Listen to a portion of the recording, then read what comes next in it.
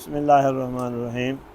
سائل نے یہ پوچھا ہے کہ اگر وہ عورت کا حق مہر ادا نہیں کرتا اور عورت اس سے خلا کا تقاضا کرتی ہے تو کیا خلا واقع ہو جائے گا؟ اگر کمیٹی یا کونسل یا عدالت یا قاضی خلا کرا دے تو کیا حکم ہے اس خلے کا؟ جو اللہ تعالیٰ نے علم دیا ہے اس کے مطابق میں نے جو جائزہ لیا ہے نصوص دلائل کا، اس سے معلوم ہوتا ہے کہ خلا لینے کے لیے عورت کو مکمل حق مہر واپس کرنا ضروری اور واجب ہے۔ جب تک حق مہر واپس نہیں کرے گی خلا واقع نہیں ہوگا۔ یہ ساری بات کا خلاصہ اور نچوڑ ہے۔ طلاق کے اندر یہ شرط نہیں ہوتی۔ طلاق کے اندر عورت